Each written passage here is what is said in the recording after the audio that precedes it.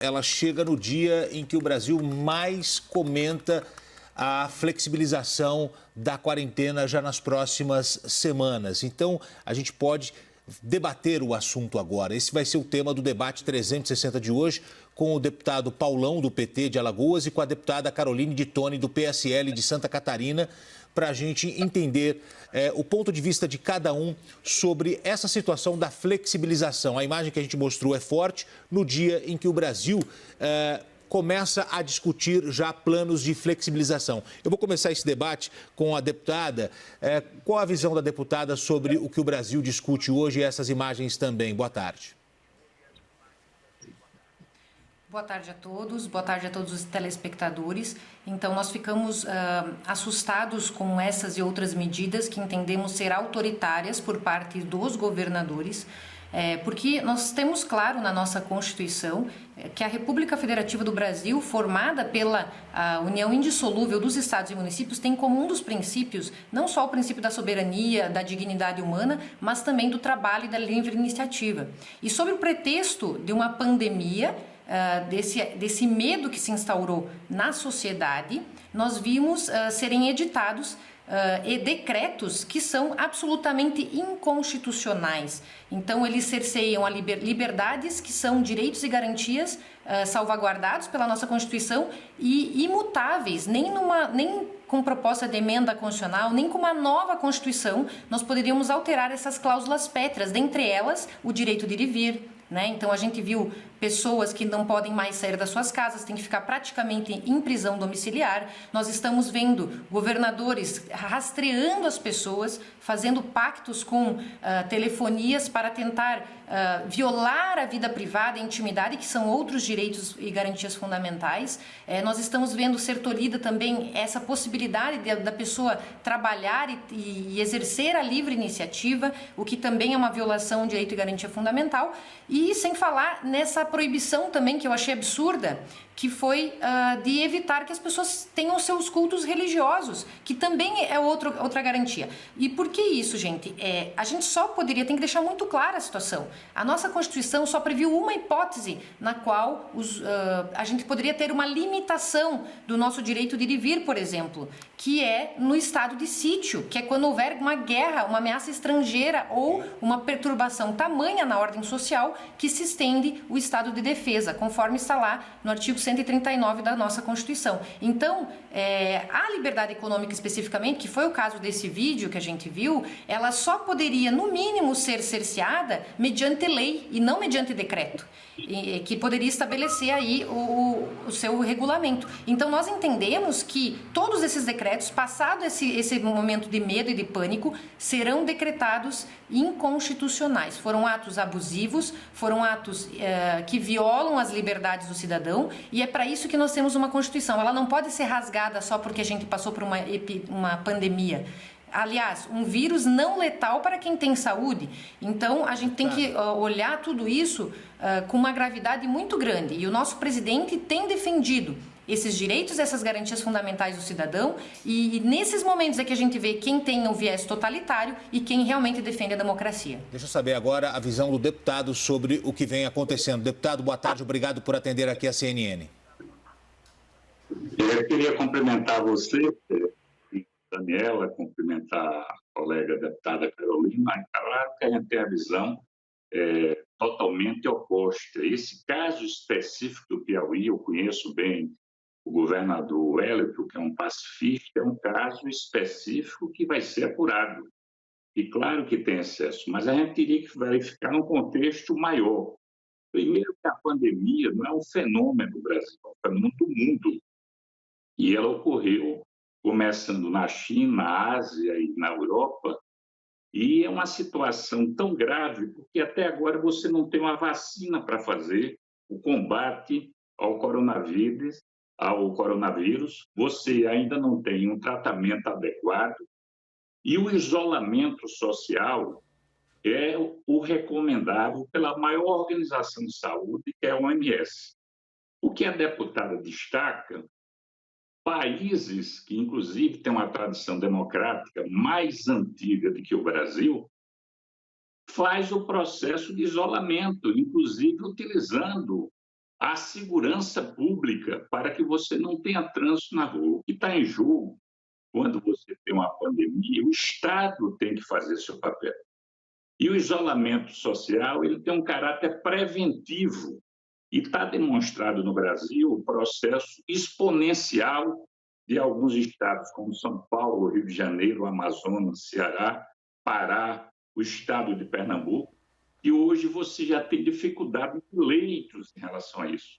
Até porque, diferente desse país, o Brasil tem uma subnotificação, porque a gente tem um número muito pequeno de testes para fazer o controle em relação ao coronavírus. Então, o processo é fundamental que você tem um procedimento de isolamento social. Isso é recomendação sensata, é uma recomendação da ciência. O presidente da República, que não tem formação na área de saúde, ele não pode ser um ditador de querer ficar acima da ciência. É isso que está ocorrendo. Então, o que ele fez recentemente, várias ações, também foi desobediência ao processo da nossa Constituição. Até porque, quando ele faz visita aos Estados Unidos, num avião com sua comitiva, proporcionalmente do Distrito Federal, é uma situação que proporcionalmente é o número que tem maior coronavírus. E foi essa comitiva do presidente que mais de 20 pessoas foram contaminadas.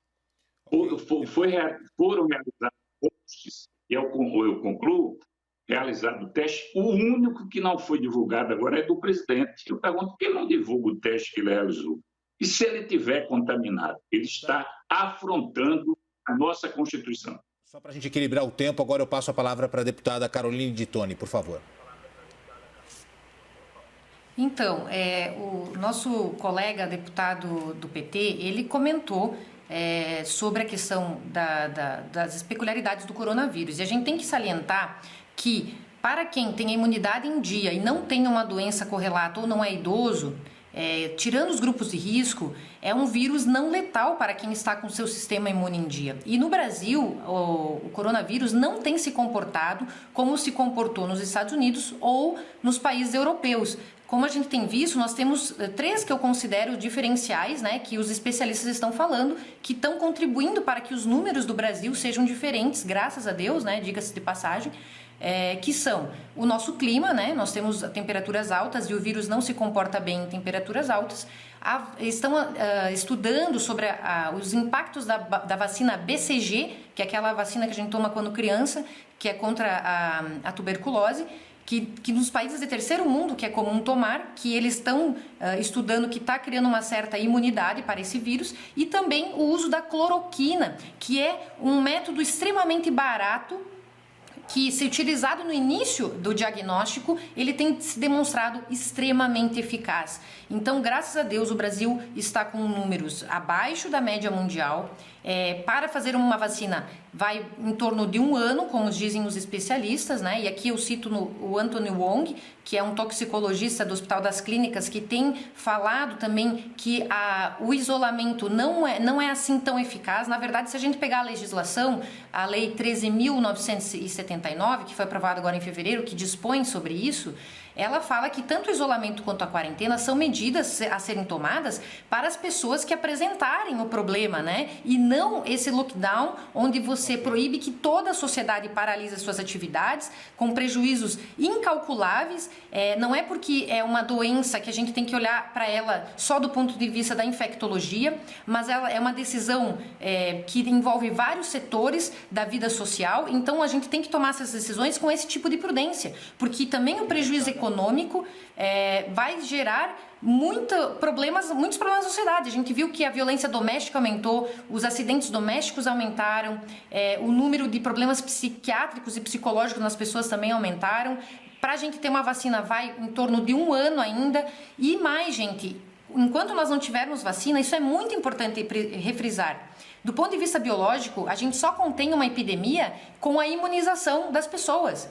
E para a gente poder falar em imunização do povo sem vacina, significa que as pessoas, em média, metade da população vai ter que se contaminar. Deputada, então não é mais prudente a gente tomar uma decisão razoável de fazer com que e que a gente volte para o tema também do debate, o tema principal do debate. Agora, para equilibrar o tempo, eu tenho que passar a palavra para o deputado Paulão. Deputado. Certo, depois eu concluo meu raciocínio. A tese da deputada do PSL, tem ligação direta com Bolsonaro, ela não tem nenhum embasamento científico. Hoje nós tivemos um caso de um médico que se automedicou com a cloroquina na Bahia e faleceu. Porque você tem componentes, ele no caso que era diabético e cardiopata, ele faleceu. E não tem um embasamento científico nenhum das universidades, do próprio Conselho Federal de Medicina e da OMS. O que está em jogo é uma discussão. Quem acredita na ciência e quem acredita no obscurantismo. Essa é a discussão de fundo. Esse processo, existe um dilema. Saúde versus economia. Ora, existem opiniões, inclusive, de megas bilionários como Bill Gates, que ele faz uma discussão direta entre a economia e a vida. Eu prefiro defender a vida. É claro que todo mundo está preocupado com a economia. Não é um problema só do Brasil, é do mundo. A economia vai mudar. Esse processo é um novo paradigma mundial. Agora é necessário fazer investimento e, nesse processo, é a quarentena, o isolamento social, para que a rede pública se prepare. Qual foi a sorte, inclusive, nossa? A nossa sorte, os países que deram resposta ao combate ao coronavírus são países que têm saúde pública gratuita, que foi o caso onde surgiu o vírus, foi na China, a Alemanha. Os Estados Unidos, que é a maior potência econômica do mundo, que não tem um sistema SUS de saúde gratuita, pública, o que é que está ocorrendo? Ele não está dando resposta. E o Brasil, a sorte ainda foi o SUS. E só não foi mais porque, na gestão do governo Temer, foi implantado a emenda 95, cortando frontalmente várias políticas públicas, inclusive a área de saúde, com detalhe, com o voto do deputado Bolsonaro. Então, na realidade, onde tem serviço público, esse é o paradigma que está ocorrendo, inclusive países como os Estados Unidos, discutindo no Congresso Nacional, que esse debate antes não era possível, não tinha correlação de força, a importância de você fortalecer a saúde pública. Então, para isso, a gente tem que ter, primeiro, testes, e ter toda a estrutura de hospitais públicos para dar isolamento. Bom, deputado, eu peço desculpas pela interrupção ao deputado e à deputada também. Como vocês estão entrando de Skype, às vezes vocês não conseguem ouvir essas interrupções, mas só para equilibrar o tempo. Daniela Lima, por favor. Vou começar com a deputada Caroline de Tone. Deputada, boa noite, já quase ainda, boa tarde. Eu gostaria de saber o que a senhora acha desse entendimento. Foi adotado em diversos países do mundo, Europa como um todo, os próprios Estados Unidos tiveram que se render, de que o direito à vida se sobrepõe a outros direitos, como o de ir e vir, por exemplo, que a senhora mencionou, e foi por isso que Europa e Estados Unidos adotaram todos aí quarentena para evitar a escalada da doença. Essa questão, o direito à vida não se sobrepõe ao direito de ir e vir, eu gostaria de ouvir a senhora. Então, muito boa noite. O direito de ir e vir, o direito à vida, todos esses direitos são salvaguardados pela Constituição.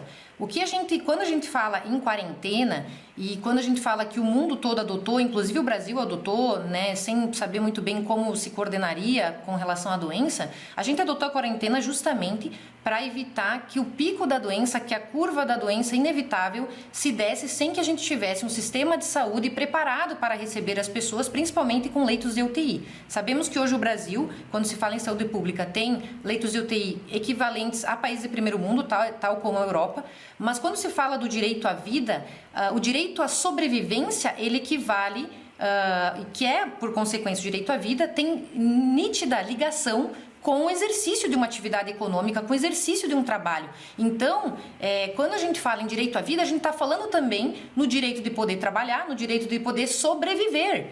E isso tem a ver não só com a liberdade de ir e vir, como com a liberdade de exercer uma atividade. Então, o que a gente questiona e a gente critica é, na verdade, esse extremismo que as autoridades utilizaram em determinar de um dia para a noite uma paralisação total, sem um planejamento de enfrentamento à doença. Enquanto isso, o nosso presidente trouxe uma alternativa viável, que é um medicamento extremamente barato, que tem sim se demonstrado eficaz. E quando o deputado fala em ciência, cabe lembrar que o coronavírus está sendo estudado em tempo real conforme ele vai contaminando as pessoas. E tanto que se fala disso é que se está saindo da hipótese de ser uma doença eminentemente respiratória para tratar como uma doença que age nos vasos sanguíneos das pessoas. Ou seja, o tratamento poderia ser até diferente. Então, tudo isso está em jogo no momento que a gente está passando. Então, é muito difícil a gente ter conclusões assertivas acerca do problema, falando que os cientistas atestaram, porque não há um consenso científico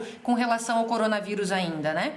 Então, isso é muito importante. Então, quando a gente fala em direito à vida, em direito à economia, isso tudo está ligado, inclusive o direito à liberdade das pessoas de irem e vir e também de comercializar, como foi o caso daquele cidadão que foi ilegalmente preso e não houve aí a prestação de socorro, que foi um ato absurdo que aconteceu no Piauí.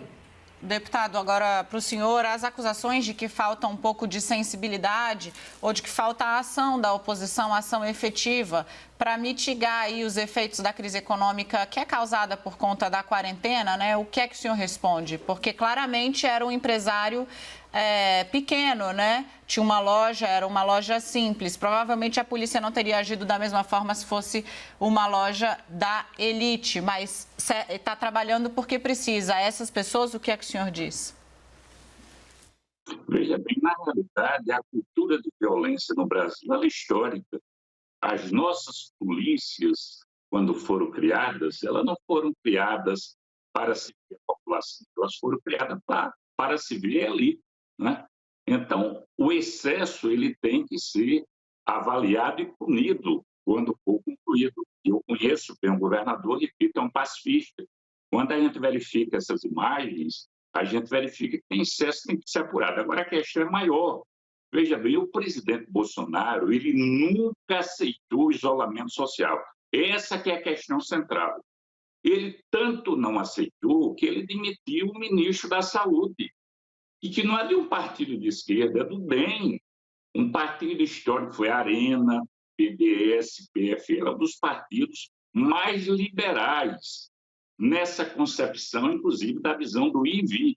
Agora, o que a gente tem que ter a prudência é ouvir figuras com peso como o Papa, que é favorável ao isolamento.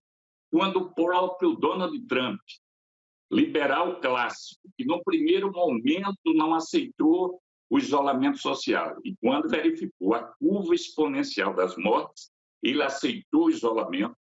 Quando o prefeito de Milão, que é uma das cidades que tem a maior renda per capita da Itália, fez esse mesmo gesto e depois fez autocrítica, a gente está tendo experiência a nível internacional. Essa discussão não é ideológica, esquerda e direita. E é por isso que, no Congresso, a situação foi tão grave. Quem deveria ter estatura, se a gente tivesse um presidente estadista, com responsabilidade do povo brasileiro, ele que deveria tomar rédea da economia, da saúde e da economia. Foi necessário a Câmara Federal ter protagonismo, fazendo uma ação virtual com 513 deputados, que não é fácil essa tecnologia, como a gente está fazendo agora com um debate com 4 pessoas, colocou o primeiro projeto para atender as pessoas mais pobres e foi aprovado, mas até hoje o presidente não deu celeridade necessária para o seu recebimento. No segundo momento, compreendeu a importância que teriam os municípios e estados, porque você mora no município, e alocou recursos para os estados e municípios. Deputado, eu tenho que interrompê-lo por conta do tempo. Para a gente equilibrar o tempo, peço desculpas mais uma vez, porque eu tenho que dar o tempo igual, a nossa produção vai marcando o tempo. Eu, por garantia, vou marcando o tempo aqui também, pessoalmente, para que vocês falem o mesmo tempo. Então, eu quero encerrar agora esse grande debate, esse debate 360 que nós fizemos aqui, falando sobre este assunto, o vídeo que nós mostramos, a flexibilização da quarentena, podendo acontecer nas próximas semanas em algumas regiões do Brasil. Quero agradecer ao deputado Paulão e à deputada Caroline de Toni pela participação aqui na CNN. Tenham todos uma ótima noite. Obrigado por vocês terem atendido aqui o jornalismo da CNN. Obrigado.